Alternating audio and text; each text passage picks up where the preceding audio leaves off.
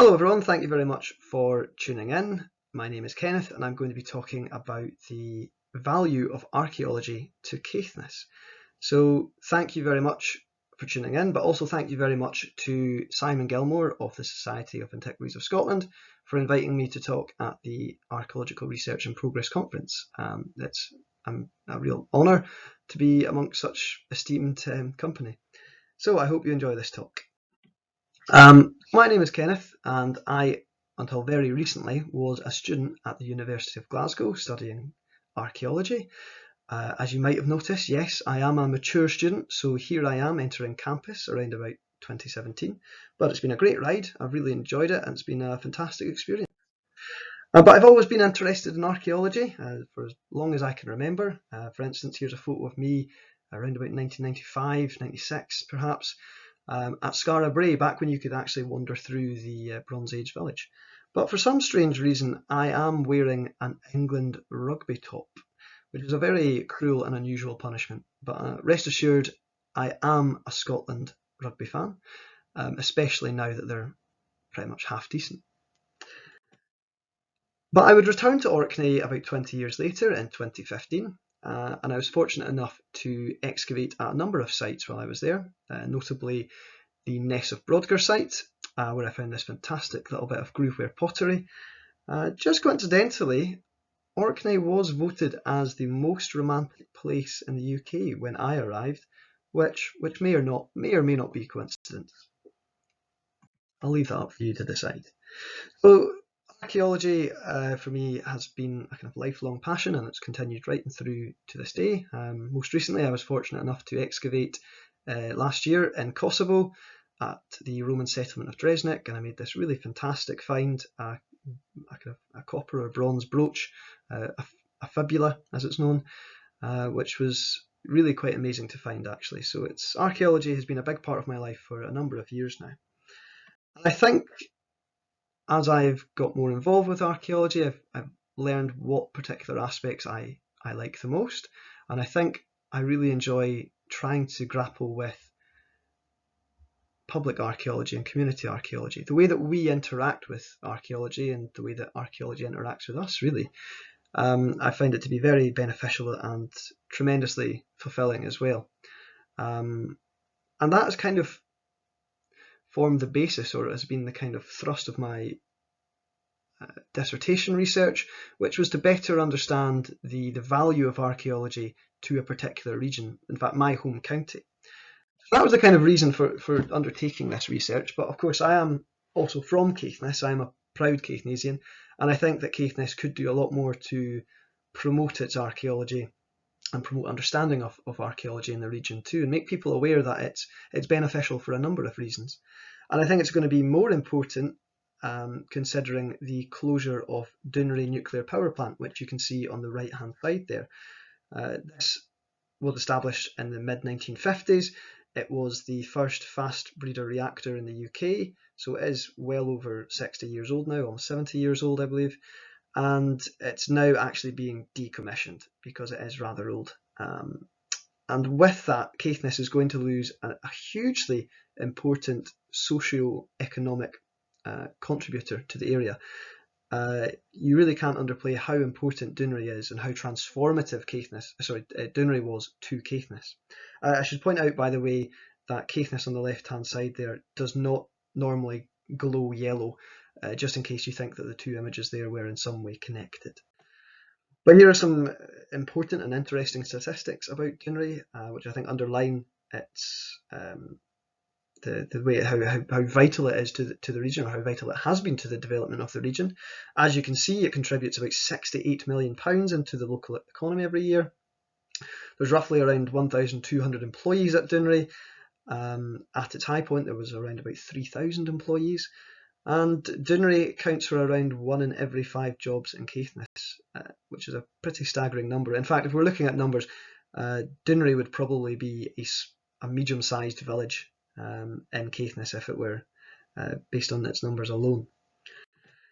Now, the decommissioning of Dunray essentially means that jobs will be lost, and so this has led Highland Council, for instance, to project some pretty worrying figures in the region in terms of depopulation. The Highland Council region as a whole there will actually go up, largely due to increases in Inverness, but Caithness is losing over 20% of its population, which is a staggering loss of people. And this can lead to all sorts of socio-economic problems. And just if you're wondering, that 5,000 people doesn't really seem like a lot, but this would be like Glasgow losing 200,000 people or London losing 1 million people. So it's really quite worrying proportion there. And I think that Caithness going forward will need to look at means of diversifying and seeking new and alternative means of economic growth, essentially, as exemplified by Drake there, who clearly knows the socio-economic circumstances of Caithness. Now, I think one sector which Caithness could definitely exploit or build upon is the tourism industry. And as you can see here, the Highland region as a whole makes £1.2 billion from tourism, which is a pretty fantastic number. Seeing you there, Elon, you just get back. So we know that the Highland region makes £1.2 billion. Why research Caithness? Well, the figure that I'd stated there was for the entire Highland region, and as you can see on the right hand side, the Highland region incorporates a huge geographic area. It's over 25,000 square miles, well over that. It's essentially it's about the size of Belgium, and Caithness forms only a part of that. And the region is tremendously dynamic and diverse. We have, what the problems in Strathy are not going to be the same problems as they are in Ardnamurchan. The problems facing Inverness or the challenges facing Inverness will not necessarily be the same as they are in Dunnet Head. So it's really to understand, I think, the kind of specific problems to each area can only be a good thing. And I think going forward, Caithness really could do well to promote itself in terms of tourism, and certainly in terms of heritage tourism, because we don't just look at the number of heritage sites that we have on offer here. Of course, I'm not saying that quantity is better than quality, and of course these things are hard to define anyway, but we certainly do have a fantastic archaeological resource on our back doorstep, essentially. This is something that I have been keen to promote as well through my own work with the Caithness Broch Project. A wee not so shameless plug there, but if you're interested at all, then please do go give that a follow on our social media. And we've always used Orkney as the example. We really only need to look north to see how heritage tourism and how tourism can benefit an area. As you can see here, Orkney makes £67 million from tourism, which is only £1 million less than what Dunree currently contributes into the local area, into Caithness. And as we can see here, these are motivations for visits to Orkney as taken from Visit Scotland and the Orkney Islands Council survey from 2019. History and culture and archaeology are main players in people's motivations or reasons to visit the islands. And I suspect as well that when pressed, people, when they think of history and culture, they probably do actually think of archaeology anyway. So it's I think actually in many ways archaeology figures much more highly than we suspect. Personally, this is my biggest reason to visit Orkney, is to go and visit the Broch of Gurness cat, who's an absolute superstar. So how many visitors in Orkney? Well, a huge number of visitors. It might look like this sometimes, but when the cruise ships are in, it looks more like this. It's around about 192,000 visitors were recorded in Orkney in 2019, again as part of the Visit Scotland and Orkney Islands Council survey. But they actually didn't even include the cruise ship numbers as well, which can see Kirkwall double in size effectively on certain days. So I had some kind of baseline research to understand tourism, but I looked elsewhere for focus on archaeological and historical tourism as well. So Archaeology in the Outer Hebrides by Ecos was, I took an awful lot, I gleaned an awful lot from that. This is actually all from a news report that my mother cut out for me. It's about 4 years ago, which I have used to this day, so thanks very much. Big shout out to my mum there for inspiring that research there. So the ECOS consultants bespoke appraisal model, which is what I based my kind of calculations on finding out visitor numbers and kind of tourist spend as well, suggested that the Western Isles makes around about £4 million from archaeology. And using the same model, Orkney made about £9 million as well. I should point out at this stage, though, that the 2017 ECOS study used figures from 2013. So it's entirely possible, and I would suspect, given the upward trend of tourism that is very much evident in the Visit Scotland reports and over the last 6 or 7 years, that this number is higher. So here are some key stats. Orkney had about 192,000 visitors in 2019, a good proportion visited for archaeology, and that resulted in about £6 to £8 million in tourist spend. And likewise in the Western Isles, through the ECOS survey, determined that there were about 218,000 visitors, with a slightly lower interest in archaeology and history, still with a decent number of people visiting an archaeological site, and about £53 million in tourist spend, with 4 million generated by archaeology. And as I explained earlier, for Orkney it was about £9 million in terms of archaeology. So that gave me some idea of what my figures and what the statistics might look like. Of course, Caithness, however, to paraphrase another consultant's report, Caithness specific tourism reports are non-existent. So I kind of had to start at the beginning. There were no real solid figures for visitors to Caithness. So that resulted in me phoning 73 accommodation providers to try and understand at least the number of overnight visitors. I would caveat this by saying I didn't calculate cruise ship visitors, and I did not also calculate self-catering. I just found them quite difficult to get a hold of, actually. And given time constraints, I wasn't able to find that out. I would also highlight that I took figures from 2019, given that 2020 was a bit, well, 2020-ish. So what was the final figure for Caithness? Well, that took me far too long to figure out how to do on PowerPoint, but the number that I got was about 182,000 as well, and I was reasonably happy with that number, given that there were about 192,000 visitors to Orkney. Aside from this kind of quantitative analysis, I did some qualitative analysis too, trying to understand. I thought this was a great opportunity actually to understand a bit more about the visitor profile to Caithness and about their concerns, what they thought was working, what they thought needed some improvement. I thought this would at least provide some kind of initial groundwork, given that there was scant evidence of any sort in terms of tourism in Caithness.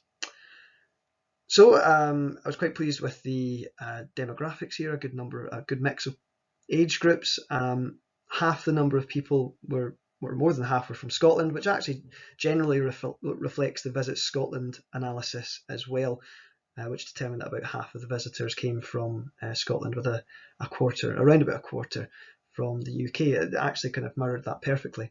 And again, in third place was the US. Again, shared the same kind of number with the Visit Scotland as well.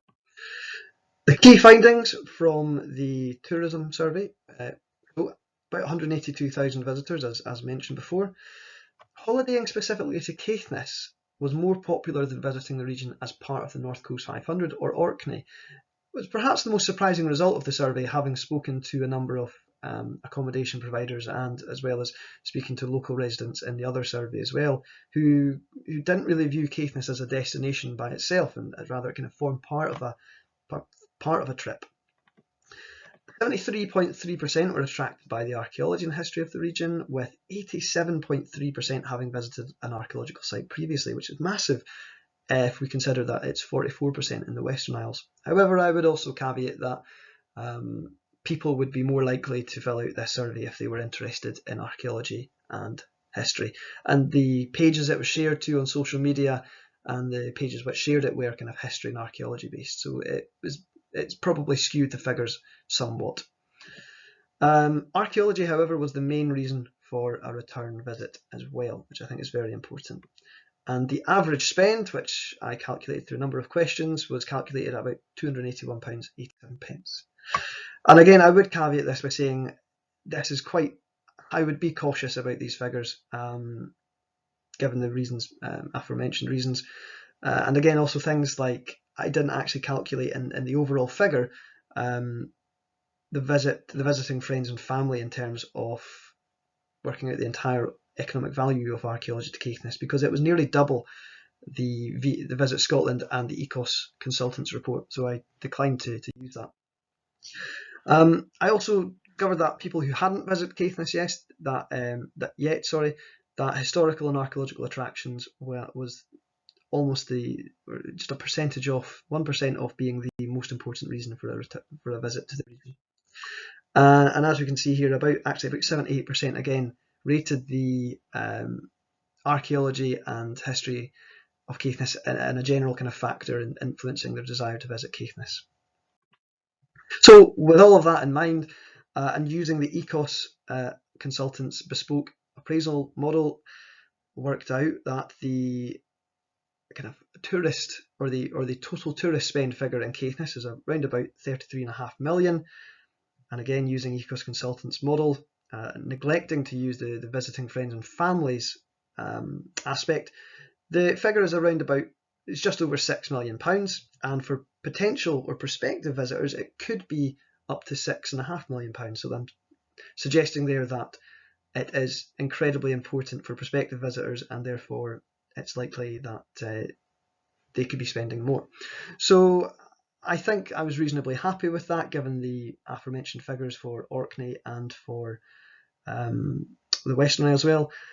I suspect that the number is actually considerably higher, but I was reasonably happy with what I think is a quite conservative estimate in terms of the economic contribution of archaeology to Caithness. Of course, this was only one half of my dissertation research. I'm going to quickly go through this because it was quite a lot of questions, probably too many, and I also only have about 3 minutes left, I think. But I think it's really important to not gloss over the broad range of attributes of archaeology which really play into well-being, general well-being, such as belonging, health, pride of place, education, community, identity, even appreciation and understanding of a certain place, and just general happiness and satisfaction. Archaeology is incredibly important for all of these, and I think that was exemplified by the figures in my surveys. I think it's quite difficult sometimes, or it's sometimes I think we might be guilty of not really highlighting the emotional impact of archaeology, especially because they seem rather intangible. And I think this is summed up quite nicely in this Historic Environment Scotland blog, where it says, but more people than ever might be engaging with their local heritage and reaping the well-being benefits. They might just not know it. And I think that's demonstrated by this couple who I noted were sitting on an earthwork, possibly Iron Age, but certainly medieval in date. And I asked to take a picture of them because I was doing this dissertation and I was keen to explore well-being in archaeology, and I noticed that they were sitting on an ancient wall of some description, and they looked at me like I had two heads, but I thought it made for a nice photograph anyway.